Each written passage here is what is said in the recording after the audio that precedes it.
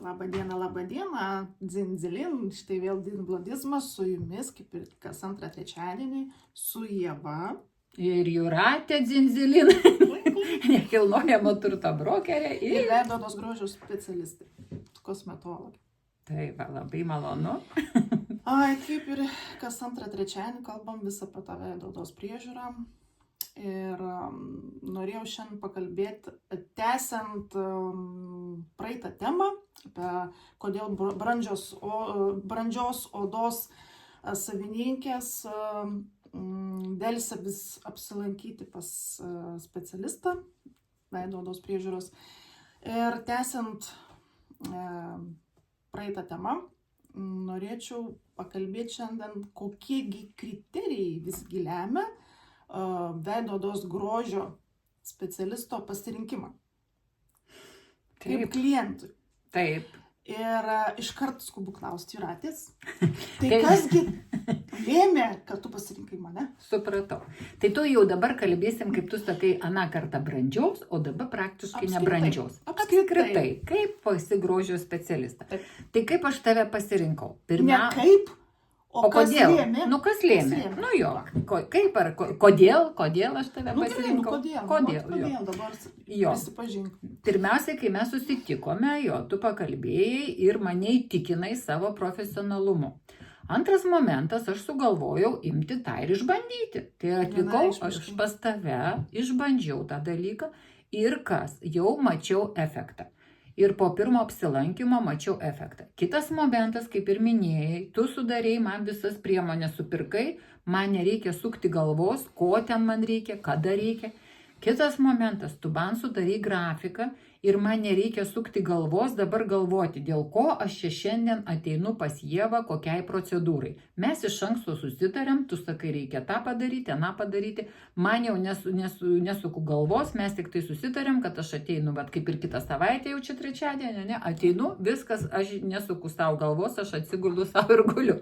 O tau ką reikia, ką tu matai, reikia tą darai.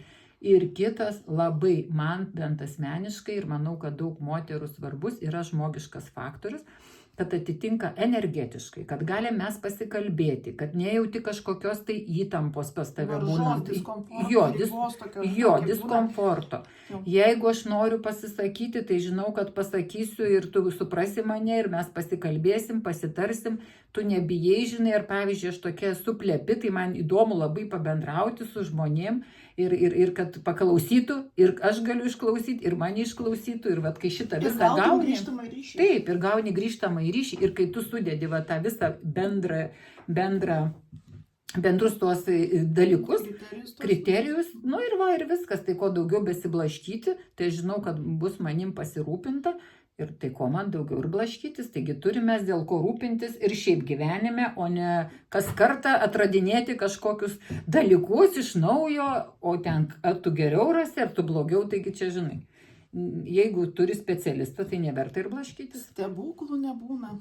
Jo, būna stebuklų, padarai stebuklus, bet... Pasitaiko, čia kaip kas patikyti. Tai kam stebuklas, kam tiesiog malonu. Tai, bet vis tiek vertinam pagal rezultatą, žinai, kad tik tai atsigultume, žinai, aš guliu ir paplepam klausyk, tai neužtektų to, žinai, galim ir prie kavos pakalbėti, bet jeigu ateini pas tave, tai reiškiasi rezultatas tinka. Tai va, tai tokie kriterijai, dėl ko aš tave pasirinkau. O ką Ieva, va irgi, kai mes prieš tai su tavim kalbėjom, va taip įdomiai moteris, ane, ir tave atkreipia dėmesį, ir tavo išvaizdą, ir tavo bendravimą, ir tavo elgesį, ir kaip tu iš principo atrodai, supranti, ir kūno proporcijos, viską. Taigi viskas svarbu, ane? Ir dar kai moteris pavydžios. Viena už kitą nori būti geresnis, atrodyti geriau, pasigirti, kuri geresnė, kuri daugiau daro, perka, naudoja, bet ne tame esmė yra, kad kuo daugiau, tai nereiškia geriau. Taip, svarbu viskas su saiku ir protu. Bet tugi vis tiek, Ieva, pati jauti, kur moteris tau nuoširdžiai ir komplimentą pasako, ar ten paklausia, žinai, kaip, ar ten, kai jauti, kad kažką tai žinai. Taip, todėl, kad kaip aš ir sakau, savo darbe, savo darbo vietoj, aš esu reprezentatyvas. Taip. Aš save reprezentuoju ir man svarbu taip, kaip aš atrodau. Todėl mane įpareigoja atrodyti taip, kaip aš atrodau, argi net geriau. Tai visada pirmasis kriterijus, ką po šiai dienai ir dažnai girdžiu, tiesiog, va, čia nesvarbu, kur aš bebūčiau, su kuo bendraučiau, nu, aišku, su moterim, nes vyrai nelabai, nu, galbūt jie atkreipia dėmesį, bet neakcentuoja, jie žiūri apskritai visumą. Tai kokia tavo veido oda? Nu, ką žinau, nu, oda kaip oda. Aš nesiskundžiu, nes aš ją prižiūriu, nes aš turiu prižiūrėti. Nu, faktas, jeigu aš nebūčiau kosmetologė, tai tikrai man tai būtų svarbu, nes aš nenoriu turėti raukšlių ir kuo ilgiau išlikti. Tai norėjau tą sakyti, ne, tu neturi, bet tu nori, tu kaip ir nori. Man tiesiog aš turiu gerai jaustis, nes tai vienas iš tokių rodiklių, kuris priduoda motyvacijos ir kai dar kiti pastebi. Nu, vis tiek, nu, pripažinkim, nu, tikrai malonu yra. Ir pasitikėjimas. Ir pasitikėjimas savim visiškai, nu, kitoks. Tai veido oda. Tai jo tada moteris nori irgi to paties rezultato. Nu, bent kad būtų panašus. Nu, faktas, mes esame visi skirtingi, kad taip pat bus, nu, nebus taip. Nes, nu, fiziologija yra kiekvieno skirtinga. Bet kaip Ieva sako, reikia lyginti save su savim. Kaip tu atrodai prieš ateinant ir kaip tu atrodai. Tai turi būti geriau, tai turi būti rutina, priežiūra, disciplina dėl rezultato ir nenutrūkstamas požiūris. Tai yra procesas, atsiprašau. Tai turi būti visuma. Tada jūs turėsit. Nes, nu, maža aš ko noriu svajoti, kaip tu atrodai, bet aš realiai suprantu, kad mano ir amžius yra kitas, kad mano odos tipas yra kitas, tai aš ir ateinu, kad pati prieš save pasikeiščiau, o ne kad tu kaip mane, kaip tu pasidarytum. Tai faktas, kad aš pasidalinu tiesiog paprasčiausiai, ką aš darau, tikrai nestoviu, kaip ir kiekvienai sakau, prieš veidrodį, nesvarbu, kiek aš tam tuo aparatu beturėčiau ar priemonių, tikrai nestoviu ir nebrūžinu savo to veido. Nu, nes man tai atrodo, nei man reikia tiek brūžint, nei kad ten poreikis būtų ir to labiau aš tingiu. Tikrai nuoširdžiai sakau, aš tingiu, aš galiu, bet aš tingiu. Aš turiu savo veido odos priežiūros specialistą, man užtenka nueiti mėnesį kartą šiaip, kad pati save palepinčiau, arba kas antrą mėnesį, viskas. Pagrindinis produktas tai yra hialuronas, viskam nuo visko, drėgmė bei rūgštis. Viskas, visi mano produktai, procedūros paprasčiausios ir geros priemonės namie. Kad visada geriau turėti kelias geras, bet neeksperimentuoti, nes pamačiau, tarkim, reklamą internete, reikia išbandyti. Kažkas parekomendavo, reikia išbandyti. Geriau pasitarti, turėti kelias geras, investuoti tuos produktus ir naudoti namuose, bet neapsikraut buteliukais ir viską iš karto. Tiesiog, nu, tai neduos rezultato ar efekto. Tik tai sukels chaosą jūsų veide, ko pasakoje gali atsirasti šalutinis tiesiog poveikis nuo neteisingai naudojimų ir per daug naudojimų produktų. Kai man buvo Ieva, aš naudojau kremą, vieną naudojau, galvoju, jau čia jau sako, jau šitas tai jau stebuklingas. Panaudoju, mane visą išberia, klausyk, ir vėl aš prigrįžtu prie tų senų kremų. Nu, nes aš esu ir minėjus iš anksčiau, kai kalbėjom, kad atsirinkti kelias ir sistemingai vis pakeičiant jas vis ir naudoti ir neeksperimentuoti, to labiau turint jautrę, kaprizingą veido odą. Tai vienas momentas tai yra veido oda. Antras dalykas tai pats rezultatyvumas, tai yra rezultatas, poveikis.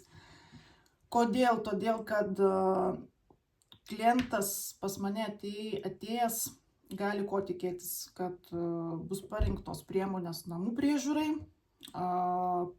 parinktos procedūros, atsižvelgiant į tai, ką jis gali mokėti, kiek jis gali kartu eiti per mėnesį ar kas antrą mėnesį, ko jis tikisi, kokie lūkesčiai, poreikiai ir susumuojant visus tuos reikalavimus, nu taip galim pasakyti, pageidavimus, gali būti reikalavimai, čia priklauso nuo kliento, kaip jis save pareikš, išreikš. Nuo pačio tono, tai visada randam vieną bendrą kompromisą ir pradedam dirbti. Nes pas mane yra griežtai. Pasakau iš karto, arba jūs dirbat, ko pasakoje prieinat prie to rezultato, arba iš vis net nepradedat.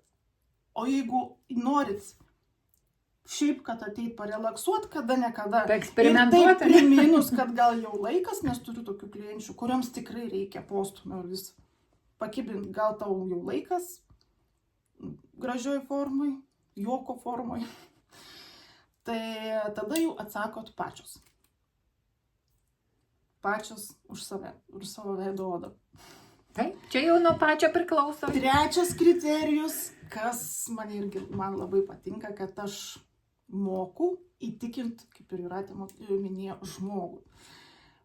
Tiesiog atsiduri kažkur moterų kolektyve, kažkas užkalbino, pamatė, arba net būna pastebi, jūs gal grožio sferai dirbat, iš kur jūs žinot, matosi ant jūs. O kaip fainai, nereikia net nieko sakyti ir taip matosi, tai gal užsirašom iš tos serijos. Pabandysit? Pabandysit, tikrai sužinosit, kad aš dirbu taip, posėlių veidus. Tai pats žmogus, tai pats, kad gali ateiti, ir būna tokių atvejų, kad ateina pas mane ir aš net pati stebiuosi, ta prasme, aš taip negalėčiau, ta prasme, atėjus pas specialistą ir atsiverti jam. Tiesiog atsipalaiduoti tiek, kad norėtųsi išsikalbėti, išsipasakoti savo problemas, kas slegia, kas neramina, rūpesčiai kokie, savo gyvenimo netgi istorija, arba net, kad klausti nuomonės, ką aš galvoju. Tai aš moku, aš taip manau bent jau, kad moku išklausyti, patarti, suprasti, motyvuoti, suprasti, palaikyti. Ir tas žmogiškasis faktorius, kad gali ateiti ne kaip pas specialistą, o kaip pas psichologą, tai duoda, manyčiau, dar didesnę naudą, negu kad pats tas rezultatas. Viskas bendrai žino. Pas psichologą tai gali prie kavos. Aš kaip pagalvoju, man labai imponuoja iš tikrųjų, pavyzdžiui, kad ir koks specialistas geras būtų rezultatų prasme, pavyzdžiui, jeigu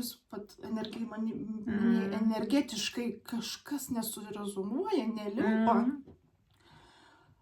aš pagalvočiau, ar aš tikrai noriu eiti, nes mane pradėtų erzinti. Ypač aš pastebiu, pavyzdžiui, masažo specialistai ir atrodo, daro viską tvarkingai, gerai, o tu nieko nejauti. Tai šitas faktorius yra labai svarbus, kad mokėti priimti žmogų, kad jis tavim patikėtų.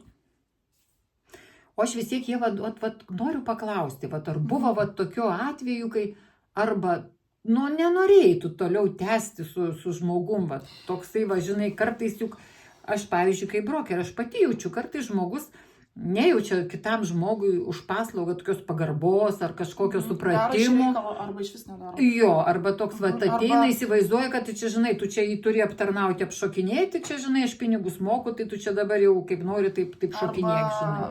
Daro dėl tiesiog, kad pinigus, tarkim, pasiimti viskas, jis nejaučia to malonumo. Arba mintyse keikia, tarkim. Bet šiaip iš principo, kad tu pati, pavyzdžiui, atėjo pas tave klientas. Ir tu jauti, kad tu nenori. Jo, ir tu jauti, kad, sakau, ir buvę tau tokių atvejų. Kažkada buvo, bet savaime nutrūko. Nes matyti vibraciją, sklaidytą energiją, bet buvo per 10, dabar 10 metai eina, kaip aš dirbu. Nes visada manęs klausia, kiek tu dirbi, tai aš pačiai įdomu net pasiskaičiuoju, tai jau 10 metų. Tai jau geras tarpas. Tai per tiek metų buvo vienas atvejis, kada buvo tokia kliauza, vardinkim taip. Bet todėl, kad aš pati to norėjau. Kodėl? Todėl, kad aš mintimis tą klientę nuo savęs vydavau. Paleidai. Vis palydėjai. Kodėl tu pas mane važiuoji? Aš labai buvo energetinis vampyras ir būdavo labai sunku su ją. Ir po jos apsilankimo, aišku, jie priimdavo, išklausydavo ten, 2 valandas, kaip nieko praeidavo, vien su ją jau ir kalbėjimo prasme labai priekabi, tokia landi. Išsunkdavo mane tikrai labai stipriai ir aš mintimis ją vydavau nuo savęs, kad aš jos tiesiog nebenoriu. Ir ką jūs galvojate, darau procedūrą, įprastai, kaip visada. Ir gaunu nuotrauką po tos procedūros. Visa šita zona, barzda buvo nudeginta, tokia šlapiuojanti žaizda. Ir iš vienos pusės kaip ir galvoju, okei, dabar jinai tikrai nebetvažiuos pas mane. Įsivaizduoju, aš tokia buvau biuriai, bet tikrai aš labai norėjau, nes man pasakyti klientui, gal tu nori pasiieškoti kitos, negaliu aš. Bet tu, Ieva, tu specialiai nedarai, kad nudeginti. Ne, bet kai buvo, kaip mintimis gali prisišaukti savo situaciją, kad tiesiog atsiribotum nuo to žmogaus, kuris tau nėra malonus, tiesiog kaip žmogus. Nes jis labai toks, O tai turėjo pretenzijų dėl tos barzdos? Tai ką aš dariau? Ne, viskas gerai, mes išsiaiškinom, aš atsiprašiau, viskas gerai, aš tiesiog jį nupirkau kremą, ne vieną kremą ir puikiausiai ten viskas susitvarkiu išgyjo, bet esmė, kad pats momentas, kad būtent tam žmogui per savo mintis prisišaukė tokią situaciją, bet viskas gerai baigėsi. Ir viskas, o daugiau tikrai, nusispėjau 3 kartus, nebuvo tikrai. Ir būdavo tik tai tokių, sakau, momentinių, kur ateini ir matai toks jauti sunkus žmogus ir galvoji daryti, ką čia nedaryti. Ta prasme, nes matai, kad ten nelabai suvoks apskritai, kas yra daroma, o atėjo tik šiaip, kad ateit dėl smalsumo, intereso, nežinau. Bet tokių jau antiek viskas susistovėjo, pas tuos klientus daug metų einančios jau tokios kaip draugės ir aš labai esu dar ką lanksti ir mokėjimo prasme, ir produktų, žodžiu. Ir vietos prasme, visoje Lietuvoje čia dirbi, klausyk. Taip, kad viskas svarbu, kaip aš sakau, yra kalbėtis. Man labai patiko tavo pasakymas, kad įvyko kažkoks dalykas ir tu atsiprašai. Tai čia mūsų irgi labai yra svarbu specialistų, nes mes tikrai niekada negalim visko žinoti, tu irgi negali kartais ir numatyti, kaip kas vyksta, bet jeigu tu atsiprašai, tai tu, žmogiškas faktorius, tas irgi labai svarbu, kad, supranti, kad tu specialiai tai nepadarai, bet žmogui tai, kaip pasakyti, kažkokį nepatogumą. Jai atrodė tuo momentu, kad aš esu nekompetentinga, aš neturiu žinių ir iš vis nežinau, ką aš darau, nes aš darkau veidus tiesiog. Supratau, bet tu atsiprašai, supranti, va tas ir yra. Aš kaip pripažįstu, kad tai yra mano kaltė. Nes kartais būna specialistai, pridaro bileką ir paskui, tarp kitko, maždaug vos nepatir kalba, kad tavo barzda tokia pasidarė. Iš tikrųjų, karts nuo karto Facebook'e užmatau komentarus apie specialistų padarytas klaidas. Ir labai dažnas atvejis būna, kad tiesiog vengia atsakomybės prisimti dėl savo klaidos. Ir nežinau, kaip sprendžiasi tada, bet vaizdas tikrai nuo specialistų padarytų klaidų tikrai yra graudus. Tai tas yra labai svarbu. Tai ką? Lyg tai ir aptarėm viską, ne? Tai bet kokiu atveju, Ieva, aš irgi rekomenduoju. Kaip ir aš sakau. Atvykti pas Ievą. Svarbiausia yra išbandyti. Jeigu dvejojate, abejojate, netikit, o galbūt nepasitikit, ateikit, pakalbėsim. Išklausysiu. Ir neišeisit, ir liksit. Dažniausiai taip ir yra. Tai to, Ieva, tau ir linkiu, ir tavo klientam. Ir iki sekančio.